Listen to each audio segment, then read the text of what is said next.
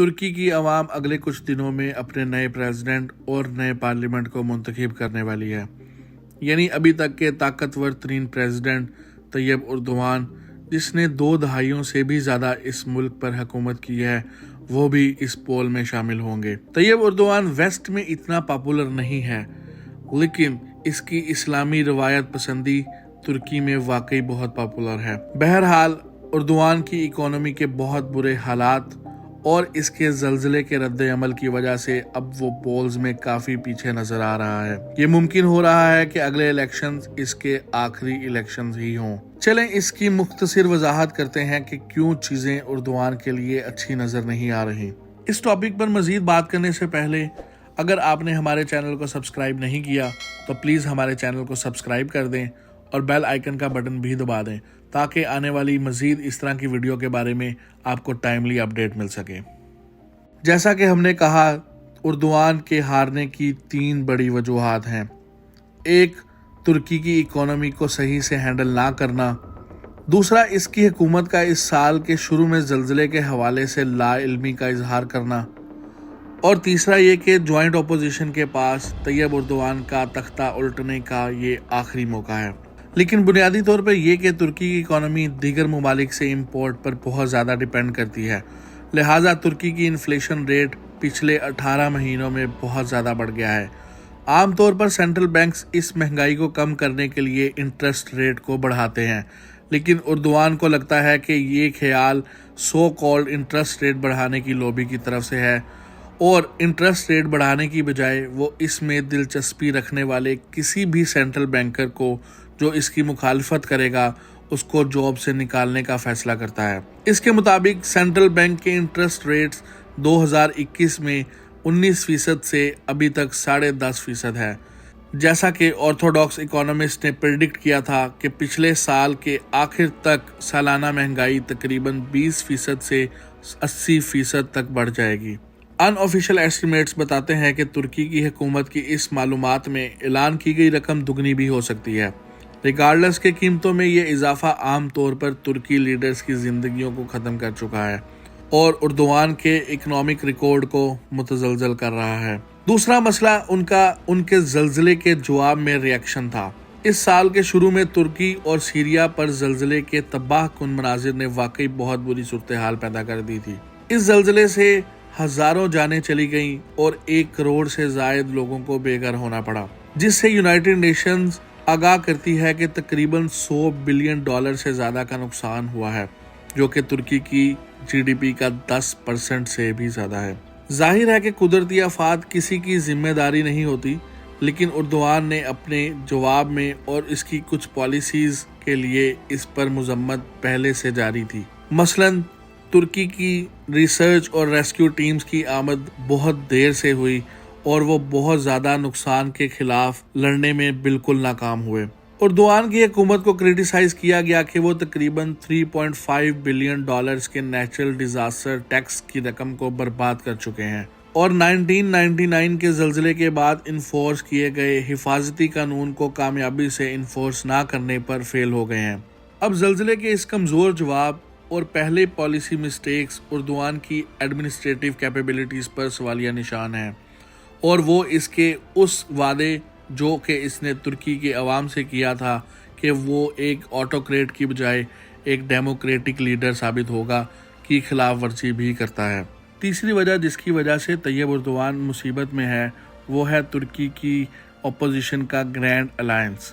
اختلافات کی شدت کی وجہ سے تمام اپوزیشن پارٹیز ترکی کی ایک بڑی اپوزیشن پارٹی CHP کے رہنما کمال کے پاس اکٹھے ہو گئے ہیں. اس کا مطلب یہ ہے کہ کمال ایک پریزیڈنشل کینڈیڈیٹ ہے اور یہ ان تمام 6 پارٹیوں کا اردوغان کے خلاف ایک متفقہ پریزیڈنشل کینڈیڈیٹ ہے.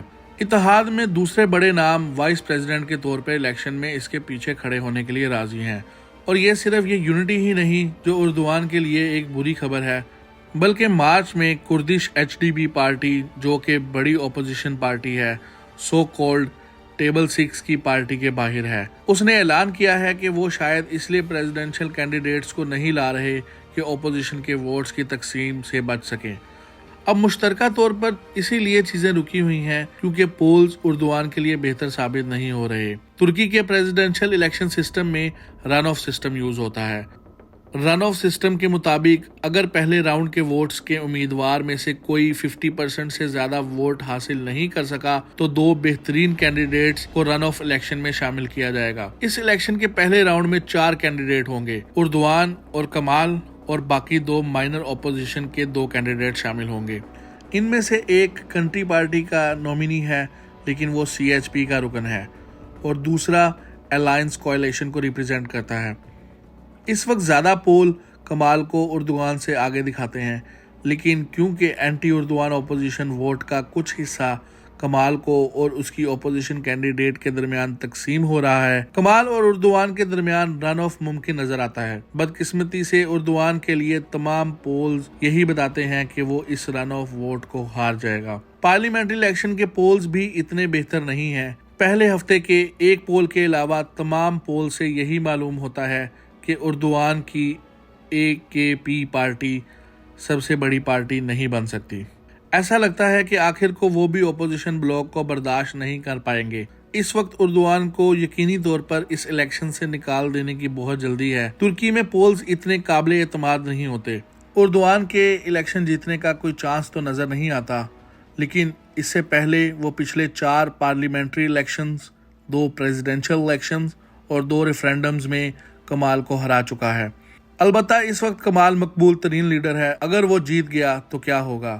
یہ ترکی کو کیسے بدل دے گا؟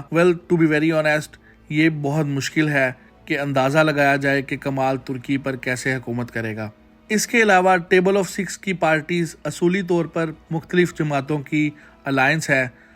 اس میں تقریباً تمام جماعتیں شامل ہیں، جس میں سینٹر لیفٹ CHP سے رائٹ ونگ ریلیجیس پارٹی تک شامل ہیں۔ ان تمام پارٹیز کو صرف اس بات پر متحد کیا گیا ہے کہ اردوان ان کو پسند نہیں ہے۔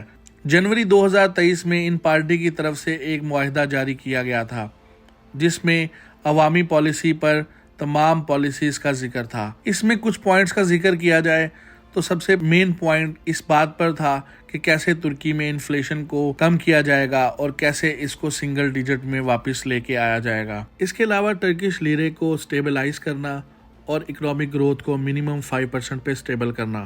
مگر یہ ہوگا کیسے؟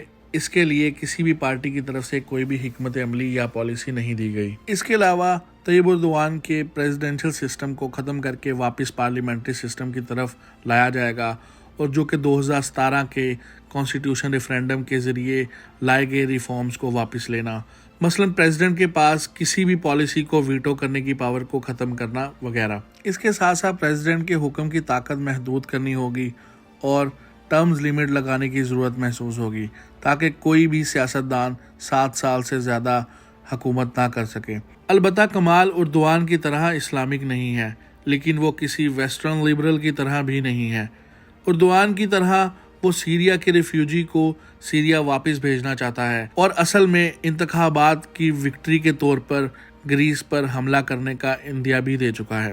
اصل میں ان سب باتوں کا نچوڑ نکالا جائے تو اپوزیشن اردوان کی ان تمام پالیسیز کو ختم کرنا چاہتی ہے جو اس نے اپنے پچھلے 2 دہائیوں کے حکومتی دور میں بنائی۔ اپوزیشن اس کی تمام فارن پالیسیز کو ختم کرنا چاہتی ہے اور یورپین یونین کے ساتھ تعلقات کو بہتر کرنا چاہتی ہے، اور شاید یورپین یونین میں ایک پرماننٹ ممبر بھی بننا چاہتی ہے۔ تاہم یہ خبر یورپ کے لیے اچھی ہے یا نہیں، لیکن گریس اور سپرس کے لیے مسائل ابھی بھی برقرار ہیں، اور یہ کمال کی پچھلی سٹیٹمنٹ میں بھی اشارہ ہے۔ جو بھی کہا جائے، بے شک کمال اردوان سے بالکل مختلف ہے، مگر پھر بھی وہ ترکی کی باغ دوڑ سنبھالنے کے ساتھ ہی ترکی کو ایک نئی ڈائریکشن میں نہیں موڑ سکتا۔